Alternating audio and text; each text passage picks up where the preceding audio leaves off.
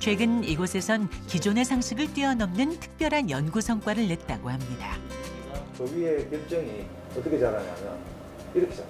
나노 구조가 생겼거든요. 그러면 흡수를 해주죠. 근데 이게 이제 그때 레이저 실험하고 하면서 그 흐릿한 색깔들이 없어졌어요.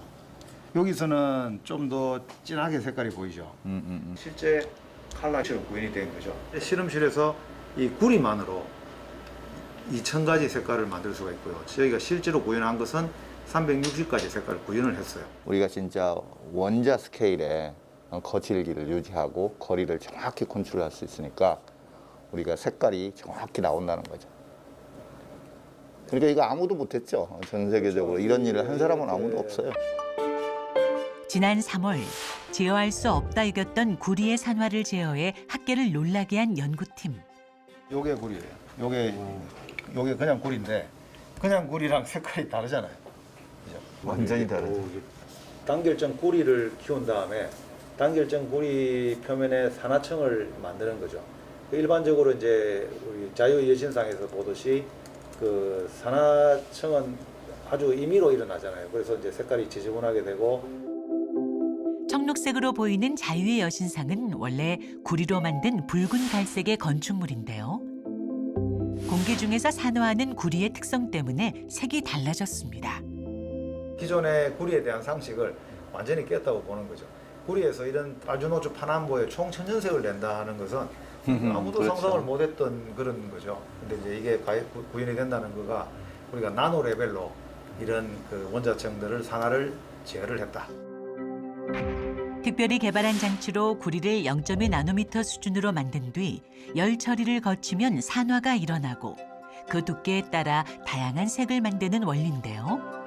저희 실리콘 사이드에다가 테스트 하셨어요. 기초 과학 연구로 이뤄낸 이 성과는 반도체나 기능성 창호 등 다양한 분야에서 응용될 것으로 예상된다고 합니다. 유레카!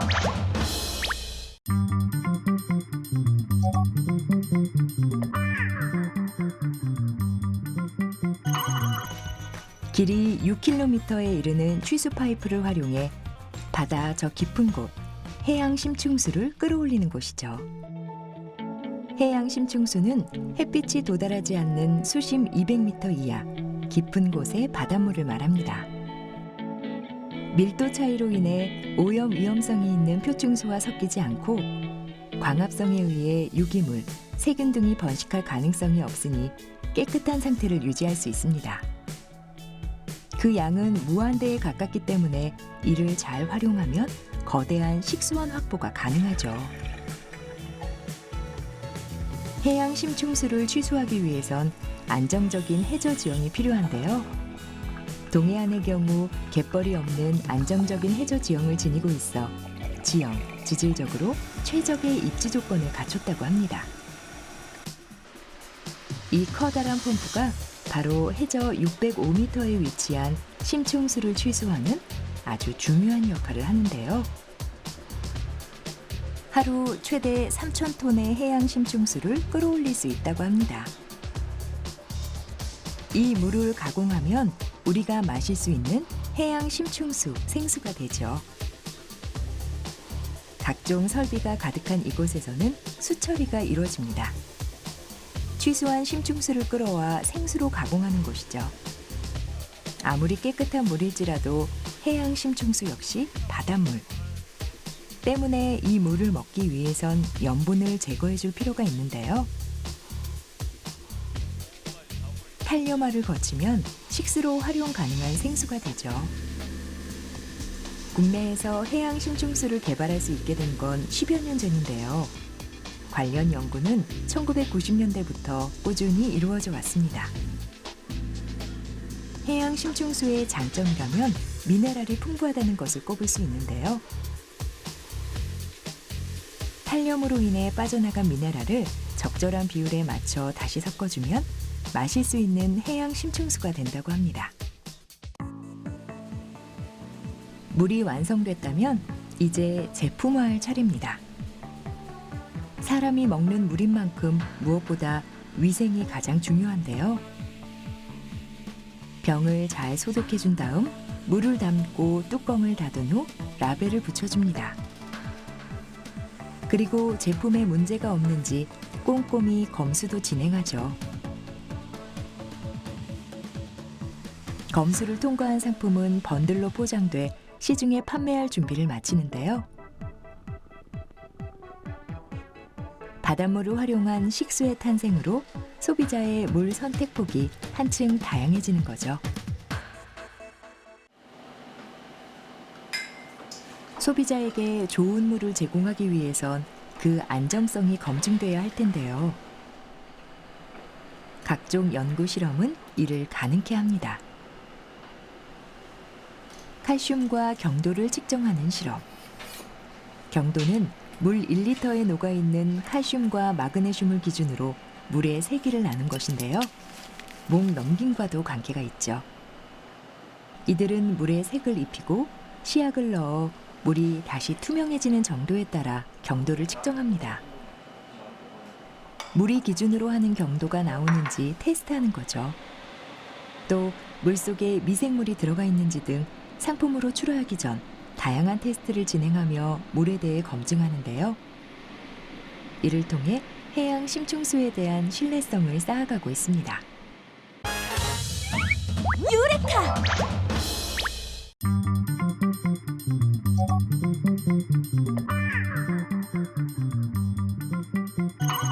물방울 모양의 유리 용기에 담긴 신기한 액체는 날씨를 알려주기도 합니다.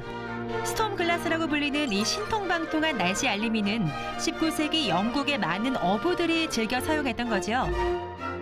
당시의 뱃사람들은 액체가 투명하면 맑은 날씨, 액체가 불투명해지면 비 오는 흐린 날씨, 액체 안에 작은 눈 결정이 생기면 눈이 올 거라 예상했다고 합니다. 날씨에 따라 변하는 유리 속 액체가 궁금하지 않으신가요? 스톰 글라스를 시원하게 깨뜨려 봅니다. 스톰 글라스 안의 액체는 주로 에탄올, 증류수, 장뇌, 질산칼륨, 염화암모늄 등의 성분으로 만들어지는데 이 물질들이 한데 합쳐져 다양한 결정체를 만들어내 날씨를 알려준다 하니 정말 신기하죠?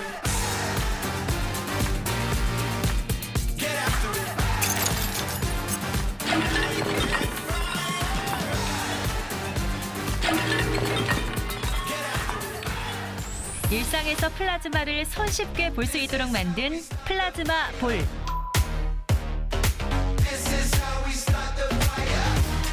손가락으로 플라즈마 볼을 만지거나 전기가 통하는 도체를 갖다 대면 그 부분으로 빛이 모이는데요.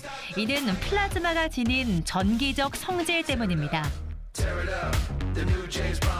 만약 플라즈마 볼의 유리가 깨진다면 내부에서 발생한 플라즈마는 어떻게 되는 걸까요?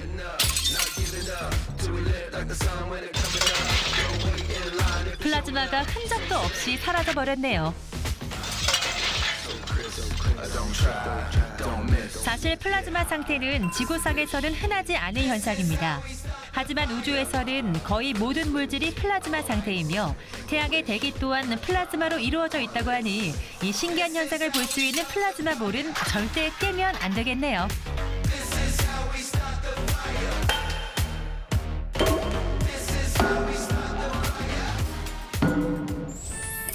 인류의 가장 위대한 발명품 중 하나인 전구. 소량의 질소나 아르곤가스를 넣어 봉한 유리구에 필라멘트를 넣고 전류를 흘러 발광하도록 만든 전구는 현대사에 정말 없어선 안 될 물건이죠.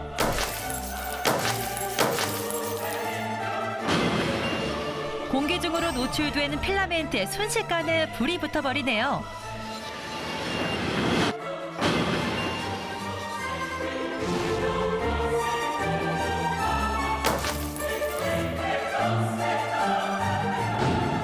과거 기술력이 좋지 않던 시기에는 전구가 터져 화재가 발생하는 일이 많았다고 합니다. 그러니 전구를 사용할 땐 늘 주의를 기울여야겠죠. 유레카!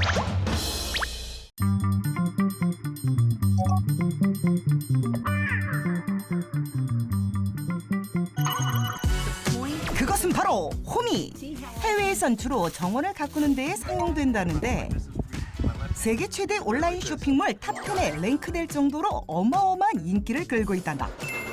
그렇다면 호미는 어떻게 만들어질지? 이때 거대한 쇳덩이 등장!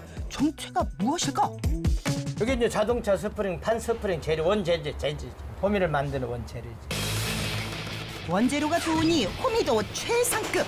이제 강철을 화덕에 넣어 열을 입힌다. 이게 보통 1000도에서 불 올리려고 하면 1500도도 계속 올라갈 수 있어요. 800도에서 1000도 사이 정도 되면 때리죠.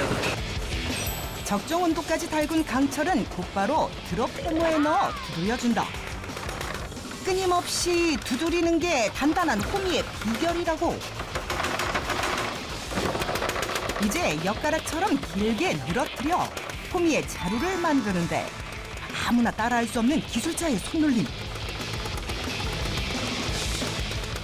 자루를 평평하게 다지는 게 포인트. 그저 작은 쇳덩이가 어느덧 호미의 모습을 갖춰가고 있다. 순식간에 쌓인 결과물들. 그런데 여태 불에 달궈서 두드린 쇳덩이를 또다시 달군 후 두드린다? 대단간 일이 쇠가 식으면 안 되기 때문에 달았을 때 했기 때문에 식으면 또다시 달궈야 되고 일이 많이 가요. 이제 본격적으로 호미의 형태를 갖출 차례. 호미의 날 부분을 다시 한번 불에 달궈 평평하게 해준다. 오로지 오랜 시간 터득한 감각만으로 작업을 진행한다고. 덕분에 화기가 사그라들기도 전에 작업이 끝났다. 다음 과정도 바쁘긴 마찬가지인데. 또다시 호미의 날 부분에 불을 먹인 뒤. 오, 이건 무슨 작업이람? 허리 이쁘게 모양 내는 거. 네모났던 강철이 점차 호미의 모습을 갖춰가는데 날 부분을 다듬지 않으면 땅을 팔 때 힘이 든단다. 투박해 보이지만 한없이 세심하게 이루어지는 호미 만들기. 어느새 날 끝부분이 깔끔해졌다. 다음은 오늘의 하이라이트. 불 속에서 호미를 꺼내자마자 망치로 인정사정 없이 두드린다? 대략 7, 80도 각도로 구부려 호미의 모양을 완성해 주는데 호미는 각도가 생명인지라 무엇보다 신경 쓰는 작업이라고. 호미도 구부려가지고 호미 라인 선이 있어요. 그 선을 누가 이제 섬세하게 잘 잡냐 못 잡냐에 따라서 제품의 질이 좋아지고 나빠지고 하는 게 여기서 달려있죠. 날과 자루의 경계를 정확한 각도로 구부려 우리가 아는 호미의 모습으로 변신 완료! 마지막으로 호미자루 끝부분에 불을 먹인 뒤 손잡이를 달아 고정하면 드디어 수많은 손길을 거쳐 전 세계를 주름잡은 기술자표 명품 호미 완성! 주문이 밀려들고 있지만 기계가 아닌 사람이 하는 일이기에 하루 생산량은 한정돼 있다고. 유레카!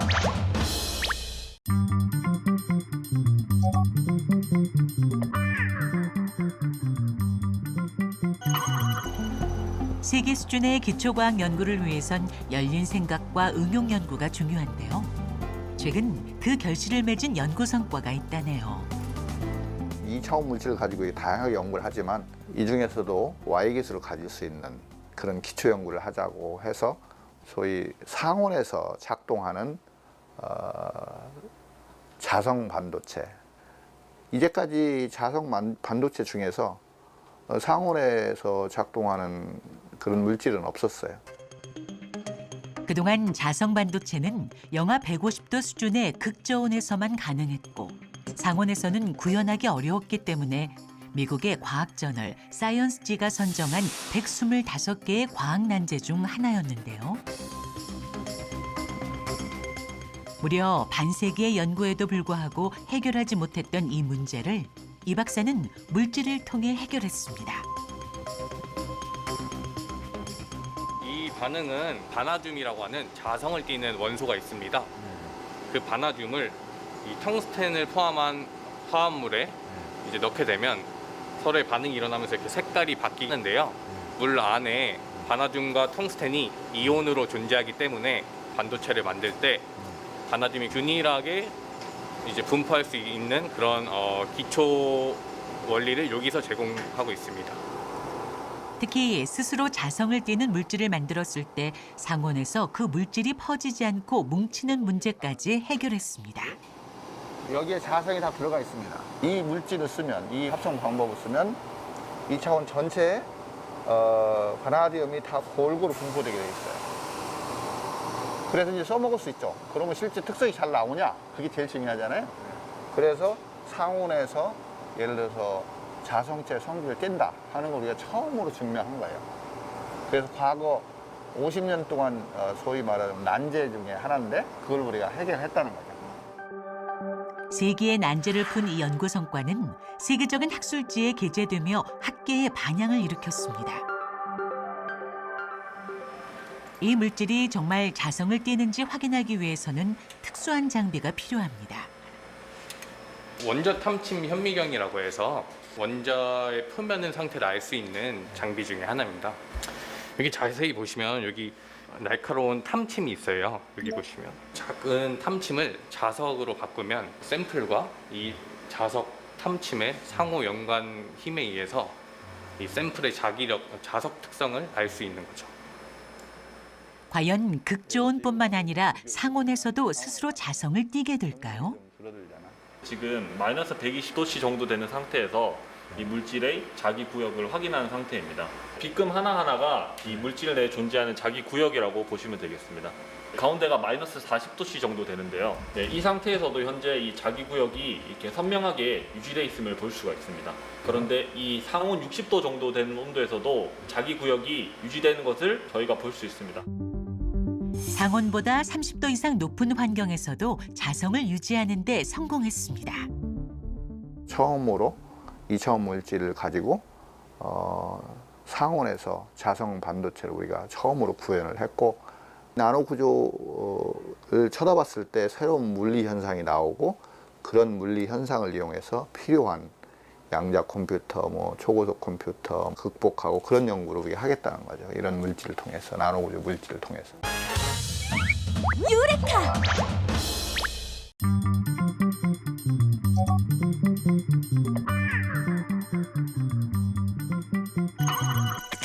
숲속의 귀요미 마스코트 도토리를 낚아채는 날쌘돌이. 오늘의 주인공 다람쥐에 대해 본격적으로 알아볼까요? 다람쥐는 쥐목, 다람쥐과에 속하는 포유류입니다. 산림지대부터 해안지역까지 다람쥐는 다양한 환경에서 서식할 수 있어 어디에서나 쉽게 볼 수 있고요. 주로 낮에 활동하기 때문에 숲을 걷다가 우연히 만날 수도 있답니다.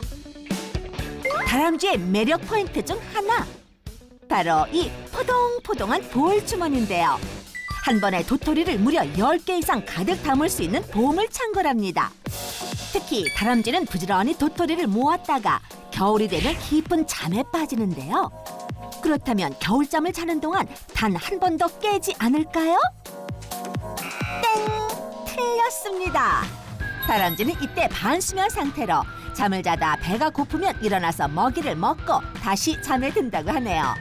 이렇게 먹고 자고를 반복하다가 3월에 완전히 깨어나는 거죠. 아니네. 천적의 냄새를 이용한다래요.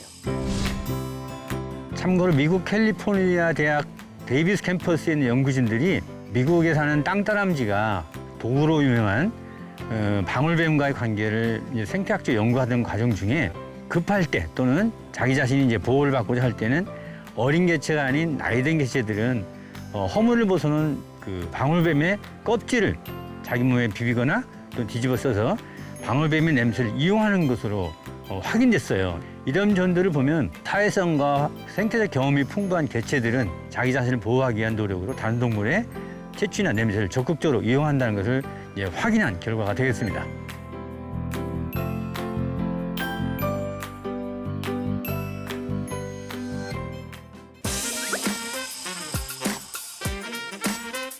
우리가 알고 있는 다람쥐가 오로지 견과류 이런 열매 이런 것만 먹는다고 알고 있거든요. 사실 그렇지 않아요. 필요에 따라서는 자기를 위협하는 동물을 공격할 줄 알고 어떤 경우는 사냥까지 하며 작은 새나 작은 파충류, 즉 뱀 이런 것들을 적극적으로 먹이 활동의 표적으로 삼기도 합니다. 우리가 알고 있는 많은 경우와 달리 다람쥐는 필요할 경우 육식을 즐기는 적극적인 잡식성 동물로 알려져 있습니다.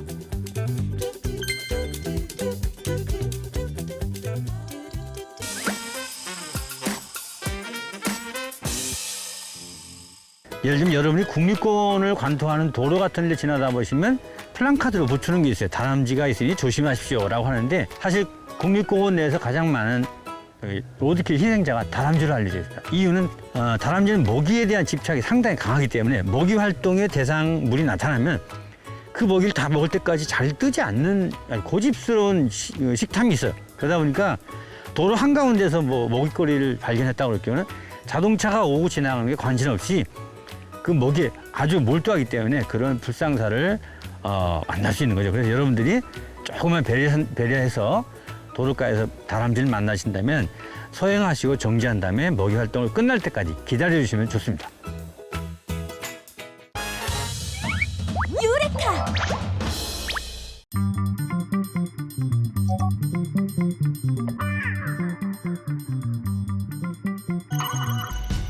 모자의 정체는 다름 아닌 우리나라 전통 갓. 주변에서 쉽게 구경하기 힘든 이 갓이 요즘 때 아닌 큰 인기를 얻고 있다는데 최근 조선시대를 배경으로 한 드라마가 전 세계에 방영되면서 외국인들 사이에서 K모자 혹은 K갓이라고도 불린다고. 양태장이 양태절이고 총모자장 총모자절이고 입자장이 입자갓 만들고 오칠해서 여러 가지 일이 나와야 갓이 하나 나옵니다. 수많은 공정을 거쳐야 완성되는 갓. 하지만 오늘 특별히 제작진을 위해 핵심만 추려서 만드는 과정을 보여주겠다는데 대나무 껍질 부분을 많이 사용하기 때문에 껍질 부분을 잘라서 이렇게 잘라서 넣습니다. 일일이 쪼갠 대나무를 푹 삶아주는 게 첫 번째 과정. 아무리 간단하게 보여준다고 해도 어째 시작부터 예사롭지가 않다. 24시간 정도 삶으면 되는데요. 삶아서 물에 좀 담가놨다가 대나무 진을 좀 빼야 돼요. 그래야지 부드럽게 좀 죽사가 뽑아져요. 하루간 대나무를 삶아 부드럽게 만든 뒤 요상한 장비를 착용한다? 알고 보니 특별 제작한 보호장구라고. 이제 본격적으로 껍질을 벗길 차례. 대나무로 실을 뽑아요. 무릎에 대고 이제 이렇게 대나무를 훑는다 그래서 홀가죽이라 그랬어요. 이후 끝부분을 칼로 찔러 칼집을 낸 뒤 죽도에 대고 결을 따라 부드럽게 밀어주면 자, 실이 됐죠? 어느새 뽑힌 대나무 실. 얼핏 보기에는 일반 실보다 가늘어 보이는데 세상에 머리카락 두께랑 똑같다. 어쩜 이리 가늘 수가? 이제 대나무 실을 가로 세로로 엮어줄 차례. 가느디 가는 대나무 실끼리 엮는 거라 여간 어려운 작업이 아닐 수가 없다고. 차양 부분인 양태를 짜는 거예요. 지금 돌림줄 엮고 있습니다. 한 달에서 뭐 몇 달까지 그렇게 걸립니다. 이렇게 갓 하나 만드는 데에도 굉장히 오랜 시간이 소요돼 1년 동안 만들 수 있는 양이 얼마 되지 않는단다. 작업 과정 하나하나 세심히 살피는 모습. 이제는 뭐 저런 거 좀 달라. 조금 달라. 이도 가늘어. 그렇죠. 이제 어느 정도 어려운 작업은 마무리됐나 싶던 찰나 끝판왕이 남아있다는데 뜨겁게 달군 인두를 이용해 대나무를 둥그렇게 마는 기술자. 이 작업 또한 만만치가 않다. 손이 많이 가네요. 아이 많이 가죠. 이거 뭐 아직 멀었어요. 가사 하나 나오려면. 멀었어요? 예. 이번에는 이 뜨거운 인두를 힘들게 만든 간 양태에 대고 문지른다? 대체 왜? 양태 투집 잡는 겁니다. 양태가 이 뻣뻣한 걸 이렇게 볼록하게 이렇게 만드는 거야. 이렇게. 모르는 사람이 보기에는 그냥 문질문질 문지르는 것 같지만 생각보다 더 어려운 작업이라고. 간일 중에서 양태 트집 잡는 일이 제일 어려운 일입니다. 이게 너무 달아도 안 되고 너무 식어도 안 되고 안 웃기지고 너무 달면 이 양태가 타고. 이제 먹물로 색을 입힌 뒤 총모자와 간 양태를 합쳐 갓끈까지 연결해주고 나면 통인갓 완성된 겁니다. 드디어 완성! 유레카!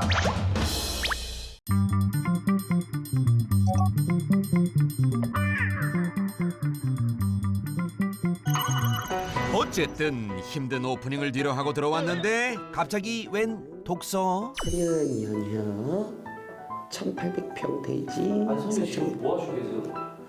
아 독서하는 거 안 보여?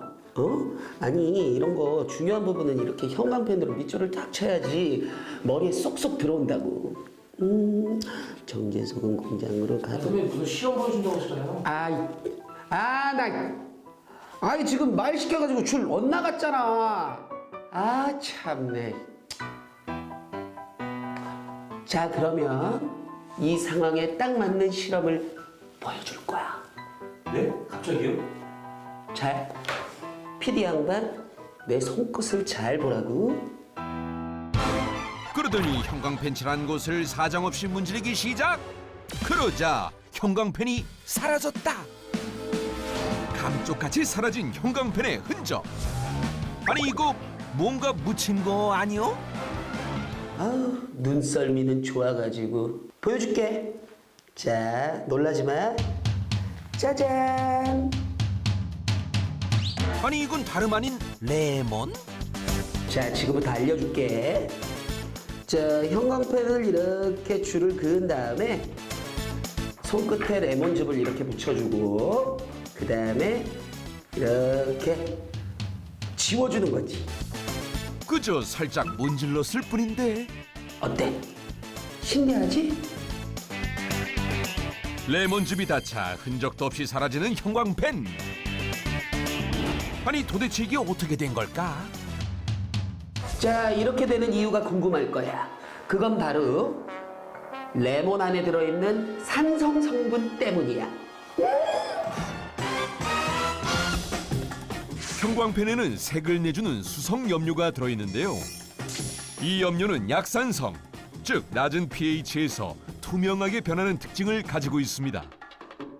결국 레몬의 산성분이 이 염료에 작용해 형광펜을 투명하게 만드는 것이죠. 형광펜을 잘못 칠했다고요?